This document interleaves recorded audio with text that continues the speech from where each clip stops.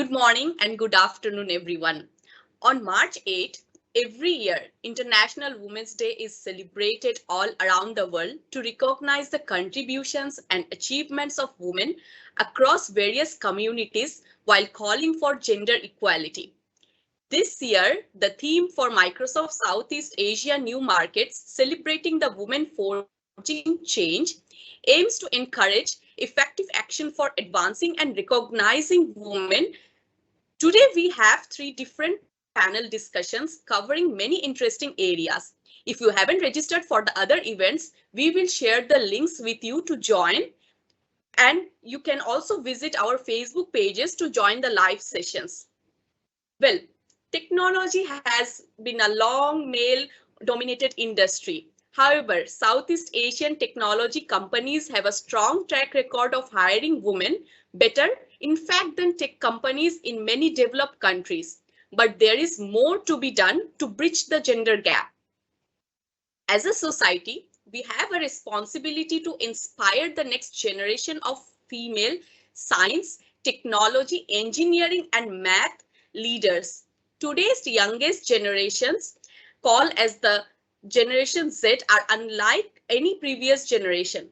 They are digital natives with the creativity and confidence to use STEM to drive to positive change. Coding is another avenue for gender equality, and it is for everyone and anyone, regardless of gender, age, nationality, or occupation.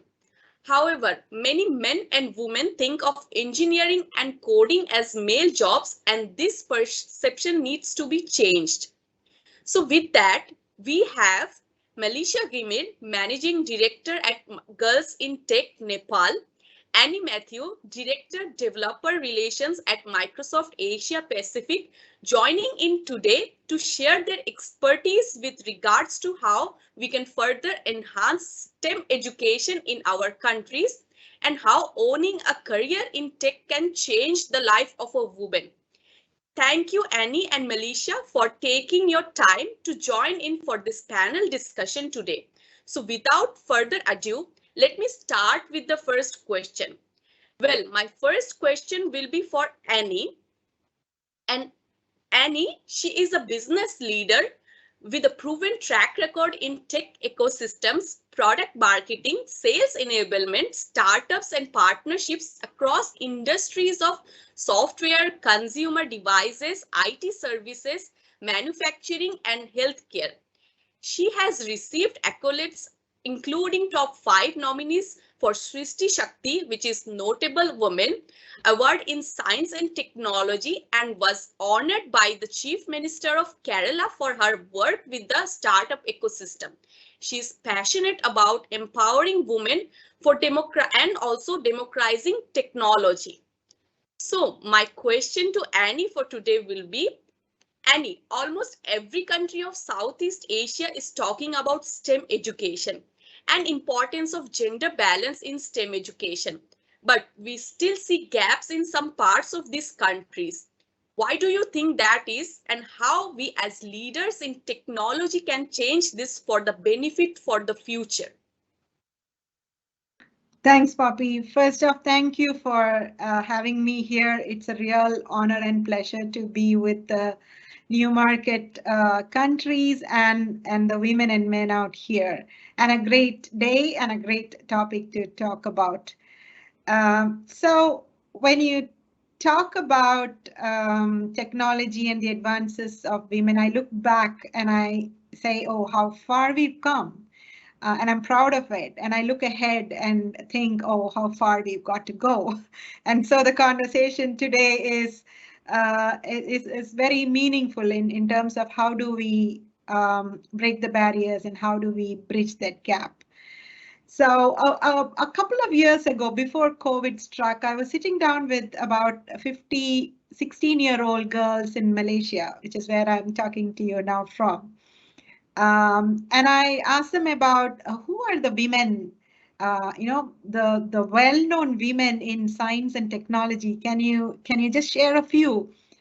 Automatically, they reeled out many male names, starting from all the way from Einstein to this side. But They found it very, very hard. I think Marie Curie, somebody said, and that was it.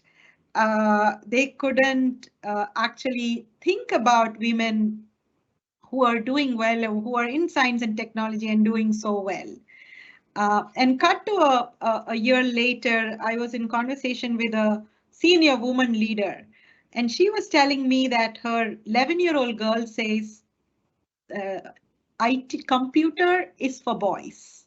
Just 11 years old, and she says computer is for boys. And she was taken aback, and I was too. And then she asked her daughter as to why do you think so? So she says, when I went on internet and searched for computers and girls, and I didn't see anything. All I saw was a lot of boys and men and things like that. So that's at the root of the issues, many of our issues, that one root of many issues that we have. The environment we live in and the biases that are from human bias, of course, in the society that we live in, where the mother says, you get married first, then you can think about going to engineering college, or going abroad for a project, or something exciting and innovative. So hold everything, get married first. And then if your husband allows you, you can go ahead and do that. That comes innately, right from our society.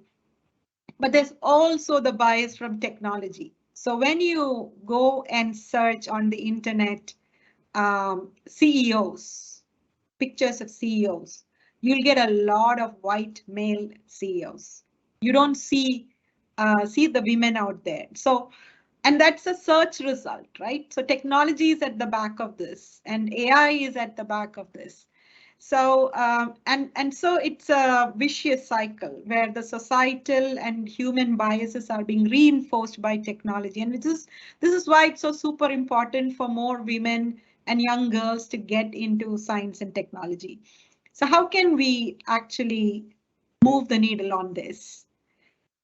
So one is obviously the first thing about role models. There are women all across. I mean, just look at this panel. You are there. I can see Alicia, I can see Poonam, and today in the other session, there are a lot more women who are going to talk. So there are role models all around us. Probably we, the media, the companies, the universities, all of us have to collectively make sure that we shine a spotlight on them. So other women and young girls can see that and be inspired. And it also influences families. So mothers look at a woman who's doing well in technology and probably will tell the daughter that, oh, there is a path there, women are doing well. Maybe you should also follow that. So role models are super important. The other one is platforms that will skill and nurture women, because skilling everybody can get, but nurturing a woman to be able to come and speak up and speak out loud and boldly requires a little bit of nurturing. So organizations and tech communities actually play a huge role there. And then there's a little role in a big way that every organization and every university plays to make it inclusive for women and girls, to make sure that there is a nursery in the office, to make sure that if you're having your menstrual cycle, can they take off? And so many women specific health related as well needs, mental and physical needs that are there for women to understand and take care of that, and make the environment and the people aware and supportive of this. So small adjustments will go a long way.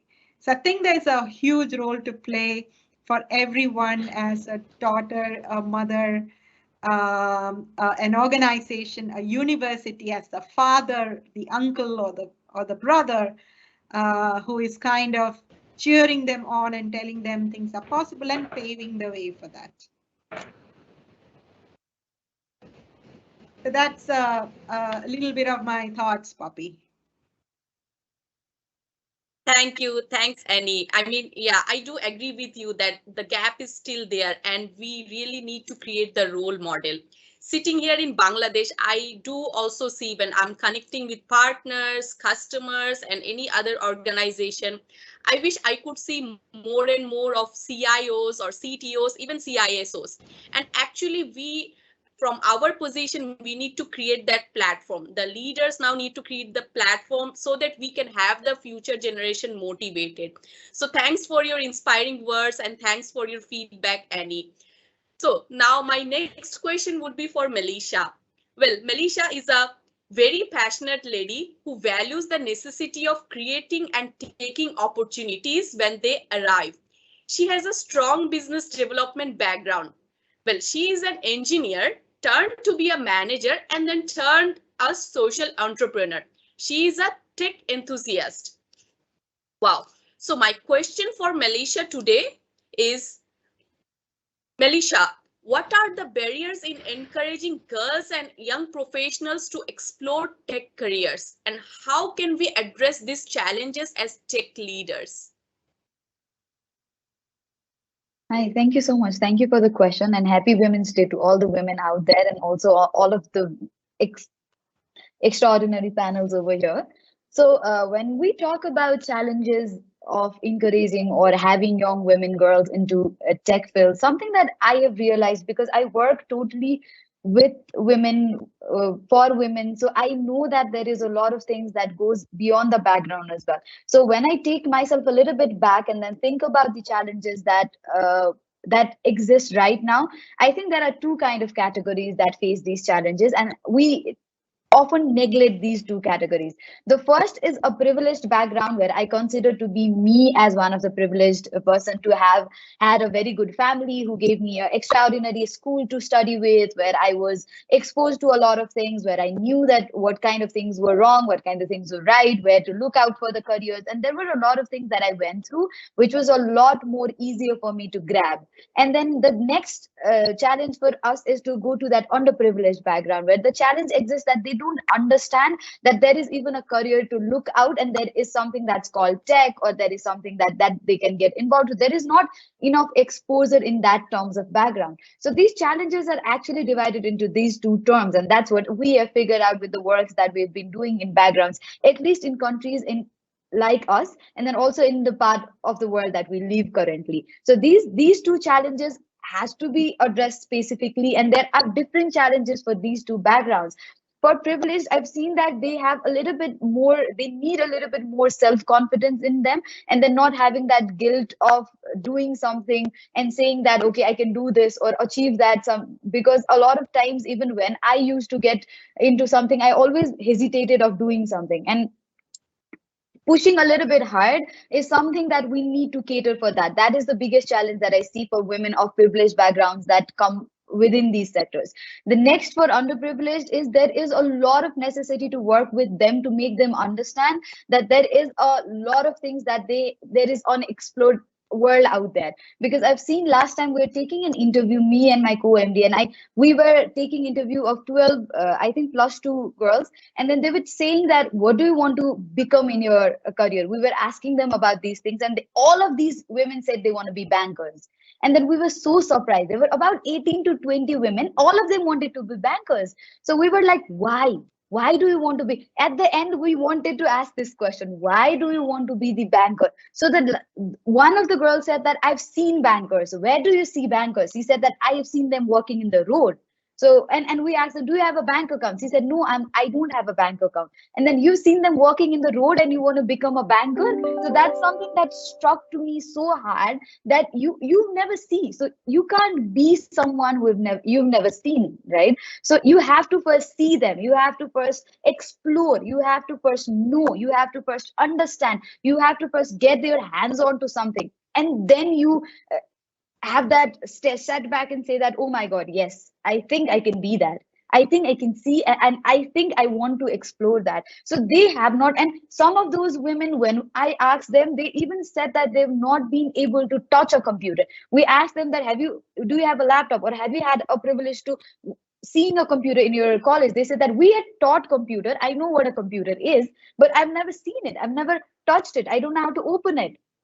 But when we asked, do you have a phone? Then they said that, yes, I do have a phone. And then what do you use there? They said that I use a TikTok, I use Instagram, I use Facebook. But besides that, do you know what this tech do? Then they are like, no, it's like I just connect with my friends. I just call them in Messenger because it's easier. I dance with the TikTok video. So yes, they're exposed to some part, but there's still a challenge to understand that there is a huge aspect of exploration that's waiting for them out in the world. So that is somewhere where the work needs to be done in our part of the world, is what I've understood. And that is the biggest barrier that I see. And also coming back to what I think Annie said, I echo with everything that she has been talking about, that we have a mindset that's developed, a mindset that says that even in my home, I still remember when I was really small, I had a cousin brother. The phone was first time we had a phone in our home that was a folding phone, and then I so wanted to touch that, but my brother was given that phone and asked to use it and then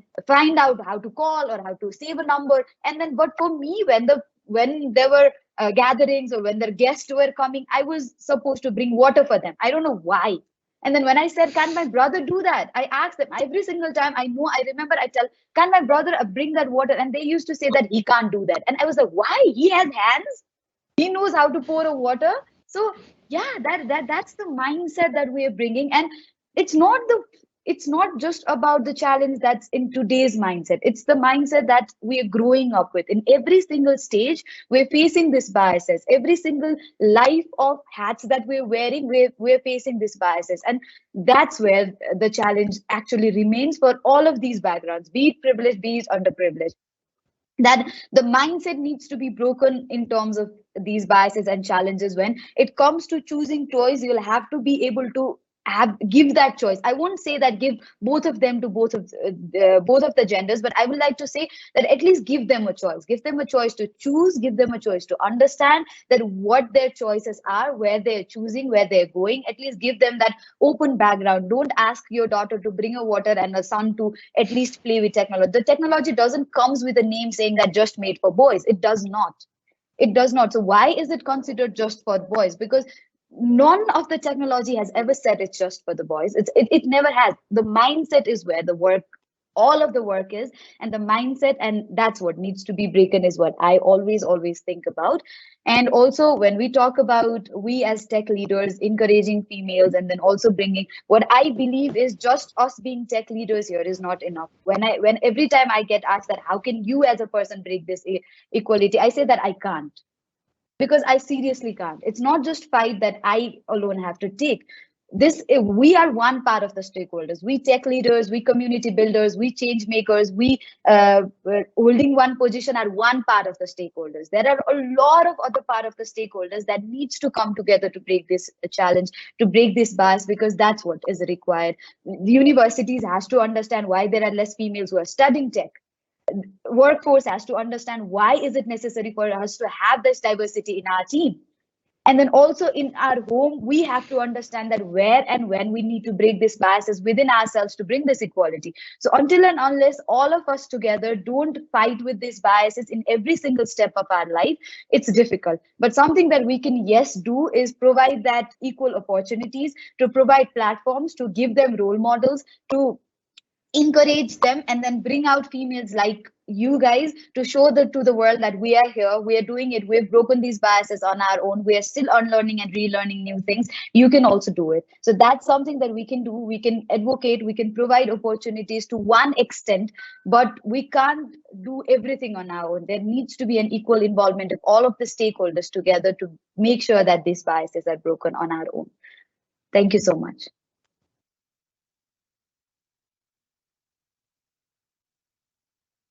Thank you, Melisha. I mean, really amazed to know about the challenges and even from your own experience. And yes, even from the childhood, some of us don't even aim to learn or pursue a career in technology. And we face the bias where it is taught that girls should be teachers or bankers and boys are taught to learn and play with technology. This gives us a lot more clear perspective on how to face and overcome any challenges and that comes in the way of our career of technology. So, ladies and gentlemen, today we also have another amazing woman joining us from Cambodia. Well, Natalia Rodionova. She is originally from Latvia. Natalia has accepted a challenge and moved to Cambodia in 2015 to head a newly established training center, STEP IT Academy. Under Natalia's leadership, STEP IT Academy has been organizing different international programs. The Hour of Code in cooperation with the US Embassy, STEM Hub Cambodia in cooperation with the British Embassy, Global Game Jam hosting it for 3 years already. Her community work was acknowledged with prizes by Solve MIT, Equals in Tech, World Bank and AmCham Cambodia in 2021. Sisters of Code was announced as the best educational initiative by women in IT Asia Awards. So I will move to my question to Natalia today. Natalia, my question to you.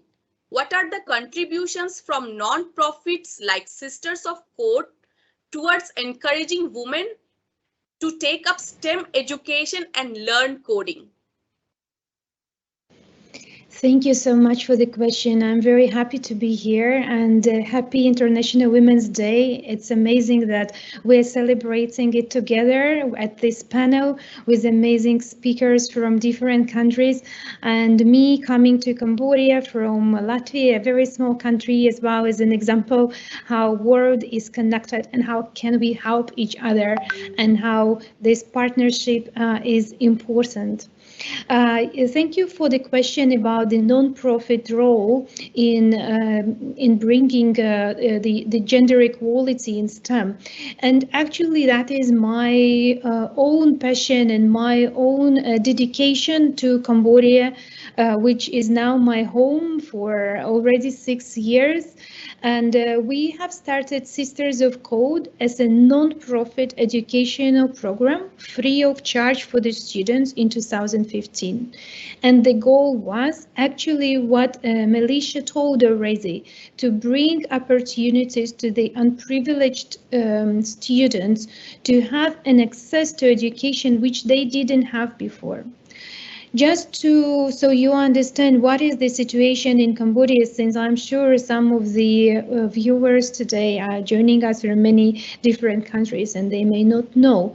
Cambodia is 16 million people country. Just recently it was announced that only 30% are digitally literate. So that means 70% are digitally literate. And as we know, only 10% of female students choose to study technology.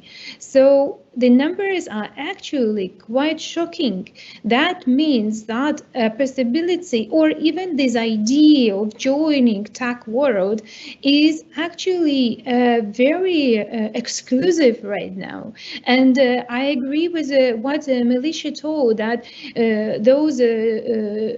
we have the same situation in Cambodia, that young girls would consider choosing careers that are more seen by them, like bankers or business, small business owners, but they would not even consider technology because they are grown up with this idea that boys are better with computers, boys are better with mathematics or anything like that. This is why our program Sisters of Code gives them free opportunity. So why is it important? Parents, first of all, don't have to struggle with this idea, should we invest into our daughter education or not? Because they don't know, they're not sure. Girls don't have a barrier to join a class because they know there is no financial commitment. They just come there and try and learn. And the most important, that we try to bring Sisters of Code to young people and to a very diverse group. So we say any girl can join us from 10 to 20. It's kind of big age range, and try visual coding, creative computing, creative games, creating websites, and trying how technology is actually fun, and understanding that it's not that complicated as they may see maybe or think. And this is kind of our main goal, to make sure that free access for quality education using modern pedagogical approaches, giving opportunities and growing confidence. So to make sure that when they will finish our program, they will make a better choice about their future. Is it with tech world or with anything else? But at least they will be confident and sure they can do that. Thank you. I hope I answered your question.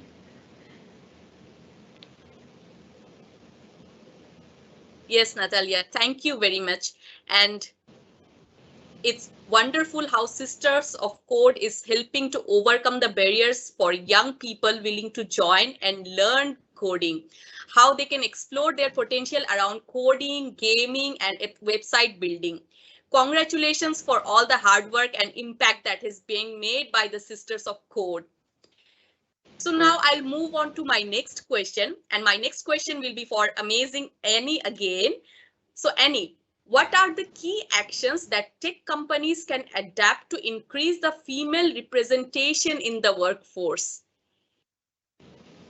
Very interesting question indeed, because I totally believe that organizations, especially organizations, big or small, whatever it is, but Microsoft has embraced it, is that we have a responsibility to actually move the needle on diversity and inclusion. And I heard Melisha say earlier that, it's not just my job. I mean, many parts have to come together to actually make the needle move.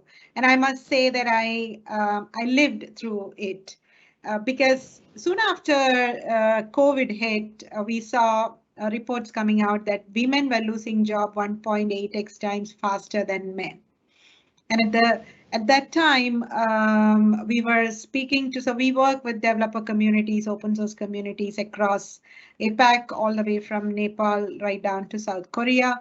So we sat down with women in tech groups, leaders, and saying, hey, the situation is bad. All across the communities, there's less than 10% diversity in tech communities, and that's where they're learning and growing. So if the percentage there is low, then that's the talent pool, right? So how do we get more women into this? So I heard the same thing back through those focus group discussions that, hey, we're doing all we can, but it's not moving the needle. And they handed the baton right back to us and said, Microsoft, you need to step up and do something about it. So we went back to the drawing board, and Microsoft has a large ecosystem of customers and partners and developers and all of that. And our mission is really to empower everyone on the planet to achieve more. And that everyone means there's at least 50% of women in the world, in this planet. So empowering women to do more is a core mission. So we went to the drawing board, spoke to communities, spoke to customers, partners, and we crafted something that we called Code Without Barriers. Poonam is here on the call today. She is my fellow changemaker in Code Without Barriers. What Code Without Barriers is a platform that brings together women who will skill them up on tech, communities where they would get nurtured, and then companies that are forming coalitions in countries to open opportunities, jobs, internships, speaking opportunities. They are bringing mentors. So today, so we launched that in September last, and today we have about 47 organizations and communities across APAC. Over 1,000 and 1,400 women have been skilled in AI and cloud, and over 500 have been certified. So it's a small start to a big, bold vision that we have, that we connect the dots between women who are requiring support and organizations who need women in the workforce, countries that need more women in the workforce to increase GDP, and a platform that will bring all of them together. So as we speak, more and more organizations are joining us. HCL, I remember, is a partner who has opened 28 job opportunities for women skilled through this. Now that, I think, is an essence of what large organizations could and should be doing. And of course, there's a huge role for government to play in this. There's a huge role for venture capitalists and entrepreneurs to do in this. Because all women don't need jobs, women need to be entrepreneurs. And when they are entrepreneurs, they hit barriers all along the way. I remember one woman founder telling me she had a session with the VC and he told her blatantly, why are you working on tech? You should be running a pickle business, some food business. That's what women are really good at. You should be doing that. So it's unbelievable the amount of bias and stories that we hear back from women, women in tech, but women founders have an entirely different set of challenges altogether, from access to fund to access to market and so on and so forth. So I think we need to be very intentional with D&I initiatives. That's the main ask from organizations, governments, universities across the board, even communities. Be intentional, put a goal to reach, and measure whether you're moving. Otherwise, it's just like the women in tech communities I met with were saying, we're doing a lot of work, but we're not moving the needle. So have a goal, measure against it, and it's just so inspiring that when we started this Code Without Barriers within Microsoft, we were just 3 of us. And today we are nearly 70 people across different countries in Asia Pacific who are working. And this is not a day job. This is that extra mile we are all going to make this happen. And it's so inspiring that if you have a bold vision with a purpose, and you have stakeholders like you will hear from Sukun in the afternoon, who's a GM for new markets, and Andrea De La Mattia, who's a CVP, and Fiona Carney, who was our MNO lead. So women and men leaders who come and support us with funds and with moral support and being there to talk to the communities and customers and so on. So that's the intentional approach that is needed. And the next one thing more I would say is to work on the culture. And that's about inclusion and allyship as a culture within the organization. We take it very seriously at Microsoft. We've got manager training, we've got individual training, we've got these group therapy-like sessions where inclusion and allyship is just seeping through us, because human bias is unique. Like human bias, I can't really make out what are my biases. You need to tell me, for which I need to speak to you. So inclusion, allyship, and all these things are super important if we need to move D&I within our organizations. And of course, the values of at Microsoft, we talk about awareness, curiosity, and courage as 3 values that are core to moving the needle on diversity and inclusion. Thanks, Poppy. Thank you, Annie. I mean, I do agree with you, and I do agree 200% that D&I is the key. And at Microsoft and with our ecosystem, we are moving with the mission to empowering women to do more. Amazing initiative is Code Without Barriers, skilling thousands of women in technology like AI, and I'm sure sooner we will start seeing more women in the workforce. Thank you so much for taking the initiative and going the extra mile to making this happen. Well, now I have my next question, and Annie, I will have the next question for you again. What advice would you give girls to help them reach their goals to forge a change in their lives?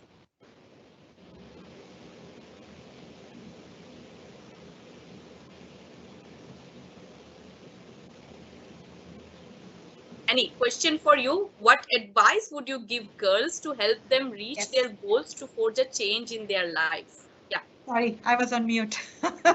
It's a statement of the year, 2 years rather, unmute, unmute. Okay, so I was saying the first one would be to be bold in your vision.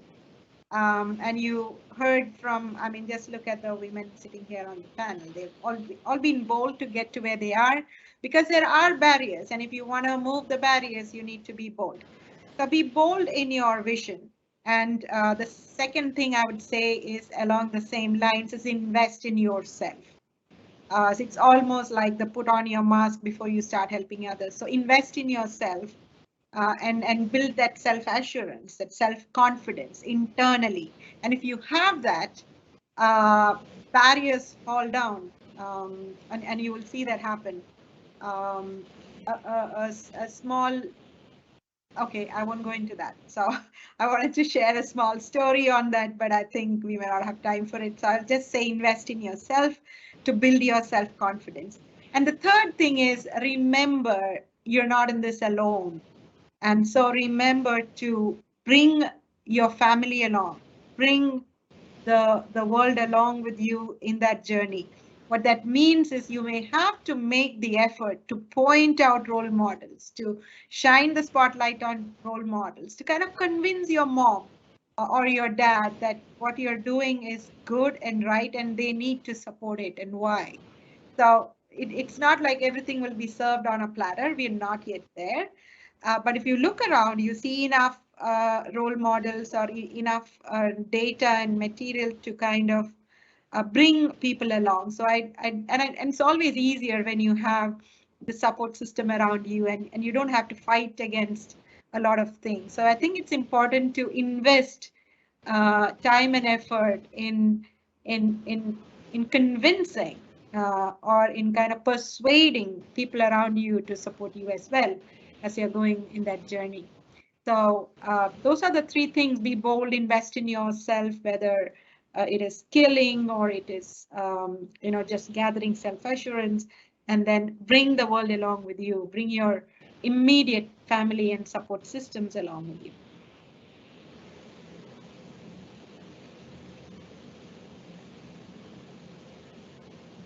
Thank you, Annie. I mean, yes, definitely that helps. And being bold to move the barrier and investing yourself, right? Spot on. I mean, when we as a woman achieve to our full potential, we can support others better because we do have other roles to play, being a mother, being a sister, a daughter. And that's what I also say, that the door, when we cross that door, then only we can take others to pass that door of challenge and we can help them achieve better results in life. So I will have the same question for Natalia again. I mean, what advice would you give the girls to help them reach their goals to forge a change in their lives? Thank you for the question.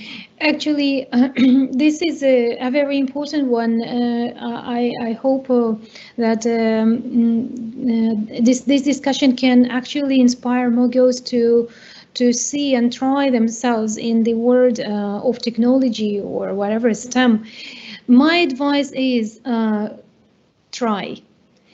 Like, be curious, make sure you give yourself an opportunity to try and then make a decision, is it for you or not. And world of technology is so diverse, it has so many ways to grow and explore and build yourself.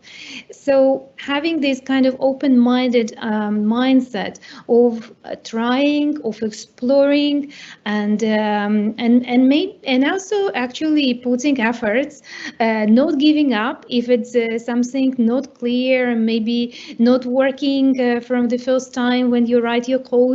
But if you keep trying, if you keep learning, if you keep exploring, that will come. And again, the world of technology is so diverse and so dynamic. I'm sure you will be able to find something that would be close to your heart and would bring you an opportunity to become a creator. This is what I always try to say to our students. Technology right now, by many people, is a tool to use. But those people who can use technology to create will lead the world, will lead the change. And that is in your hands to become a creator and become and make these better solutions, maybe find, create beautiful ways to address the problems and help other people. Thank you. Thank you, Natalia. So trying and not giving up is the formula. Try ending process, and we must keep trying and exploring and definitely not giving up. So I'll also like to know Melisha's advice. Melisha, what advice would you give the girls to help them reach their goals to forge a change in their lives? Thank you so much for the question. I think this is a very difficult one, especially for me. But for this, I would like to give you a little bit of background story to everybody who is listening. I am very, very scared of flights. Very scared. I can't even tell you how much scared I get when I sit in the flight. I'm like almost every single time I've been into 14, 13 hours of flight, I'm always awake. I'm like, okay, what's happening? Okay, where are we going? So I am always, and there are very few people who know this about me because I travel a lot, and then people think that when you travel a lot, there is an assumption that you're used to things. But no, no, there is not. So sorry, so I'm so scared of flights, but still I travel, still I go to places. I always do. Even if I have a chance, I never say no because I'm scared. I know there is a certain time where I have to fly, but I always go there because once I sit down in that flight, I know that there is no way around escape besides landing, right? So I always go and sit down. With this, what I would like to say is there is always a risk.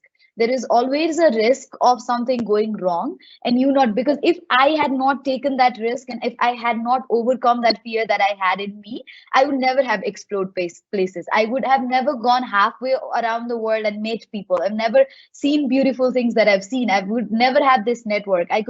Even I could never even participate in things that I've participated in life. So there is always a risk. There is always a fear that always pulls us a little bit down and says that, oh my God, this time should I not fly?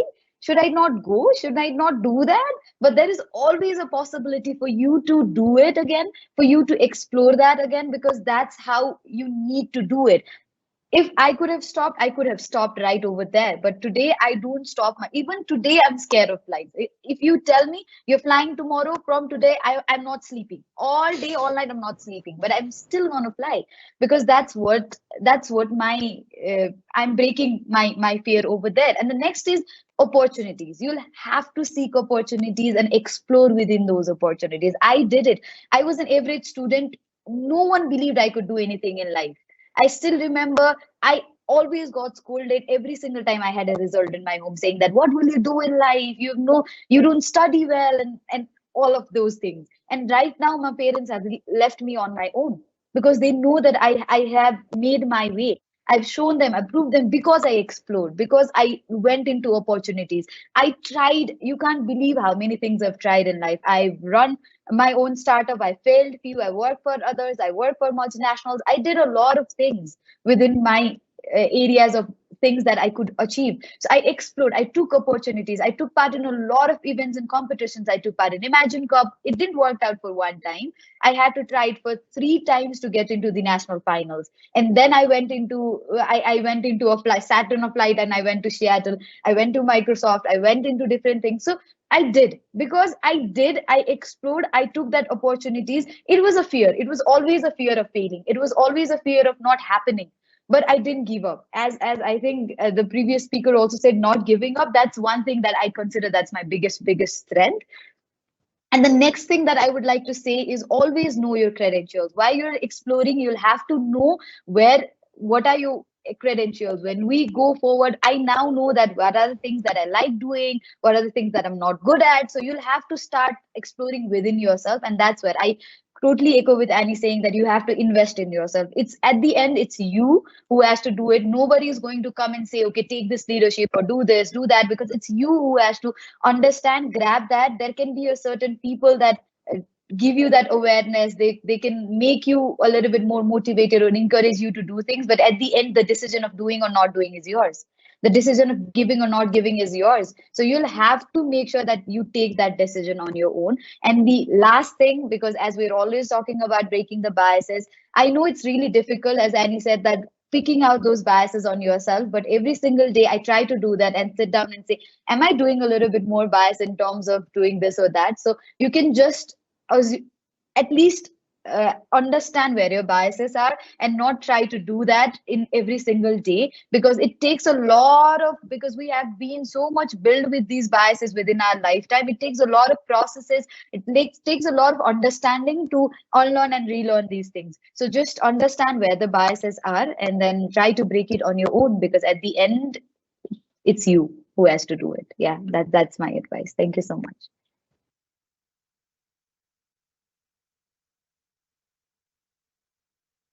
Thank you, Melisha. I mean, we need to overcome the fear. We need to do this anyhow, and then only we will see the light. It means like the beautiful waterfall in the middle of the dark jungle, right? So let's overcome that darkness and that fear and definitely grab the opportunity that's there.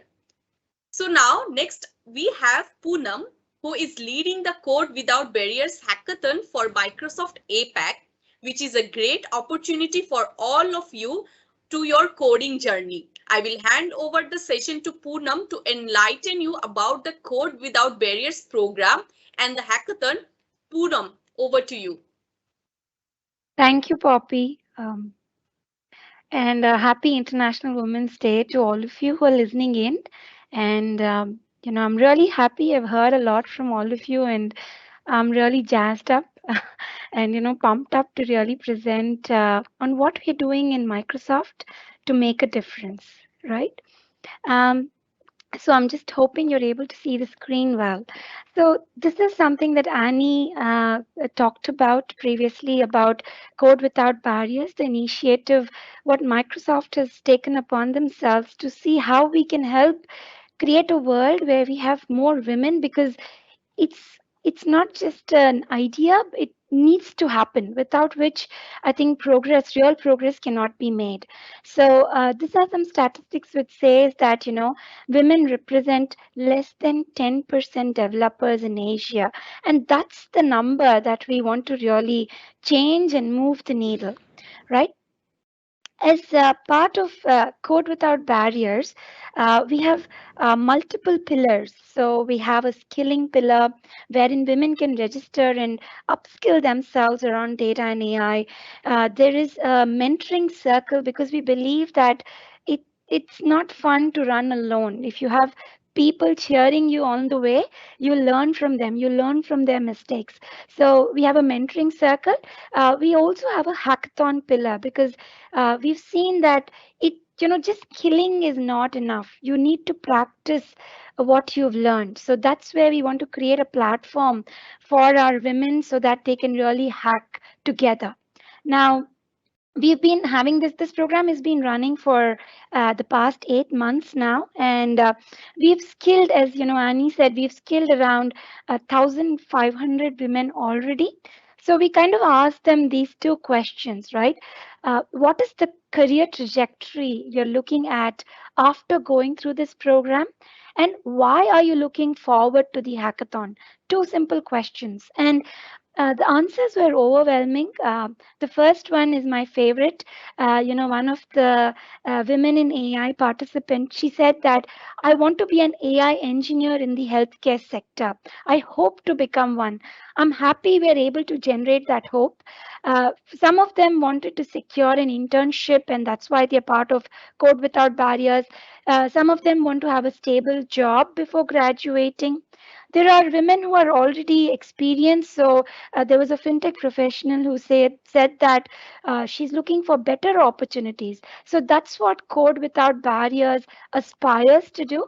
And the next question around why are you looking forward to hackathons? I think this is where we had a mixed bag, and the participants said that they feel this sense of accomplishment. I think that's true for me as well. When I participate in a lot of hackathons, some of them I go with zero skills, but when I interact with the team, I learn so much that I wouldn't have done it by myself.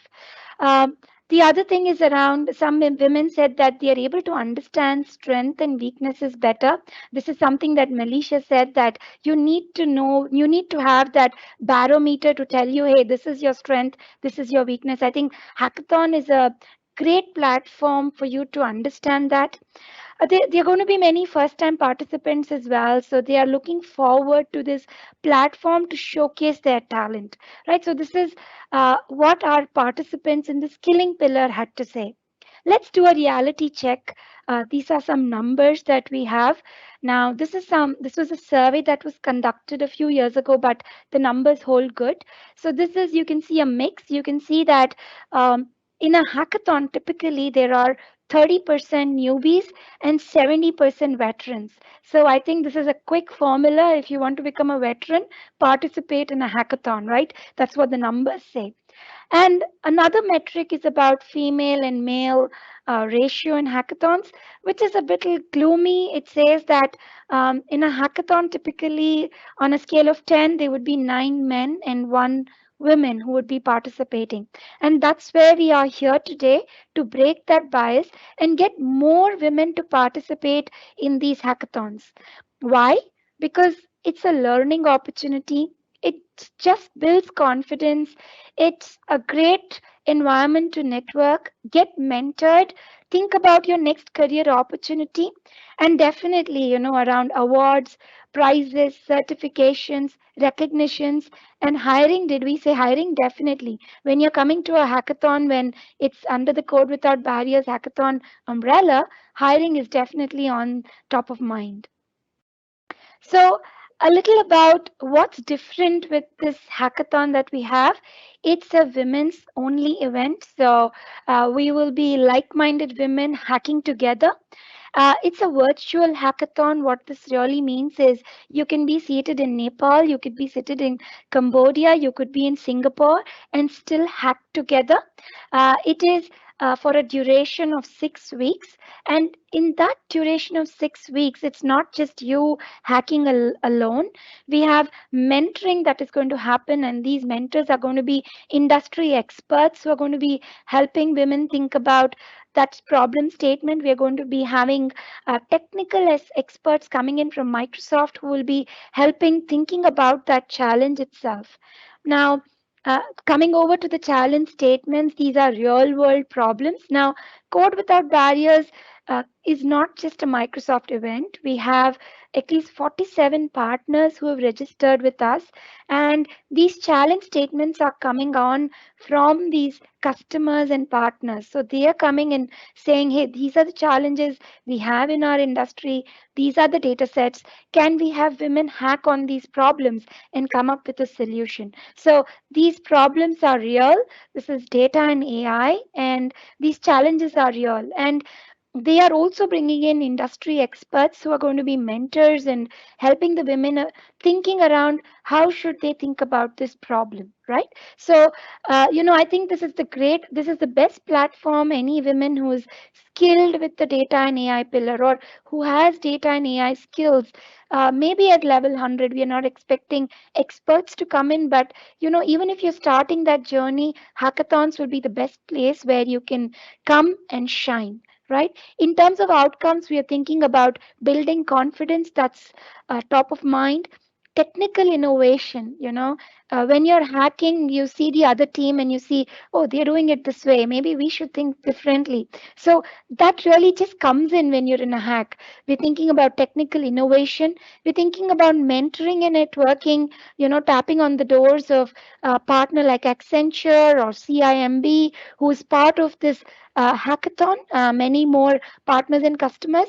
And the end goal out here is hiring. So we have, as Annie said, we have these partners and customers who have come up with job opportunities, internship opportunities, rewards that you can really, just go and catch. So this is what we are trying to do as part of Code Without Barriers hackathons. And today is when we launched the hackathon in terms of how do you register. You can just scan the QR code, sign up and register. In terms of milestones, we did a soft launch today. The registrations are open till April 12th. We start sprinting on April 12th till May 16th. Post that, we will actually have our judges who are from the partners and customers will come and judge the women. Believe me, they are, the way they have set up the challenge statements, it's really about scaling and getting more women to participate than just being judges on a program, right? So I've seen the challenge statements, they're interesting. I really call upon women to participate. And post the judging, we will have announcements and about who the winners are. And it's not about the 1, 2, 3. Per challenge statement, we'll have winners who will then be offered jobs, internships, or maybe prizes coming in, right? So I think this is a great event for just practicing what you've learned and networking and landing that next possible role uh, that you're going after. Again, call to action, register for the hackathon. If you want to register for skilling opportunities, that's also a possibility. If you want to seek mentor support, that's also a possibility. We have mentoring circles. So with that, let's hack together. Thank you, Poppy. Over to you.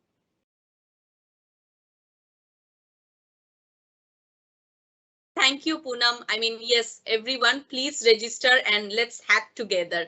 So with that, thank you, Annie, Natalia, and Melisha for your valuable sharing today. And thank you to each and every one of you who joined us today to get inspired from these amazing business leaders and wonderful women.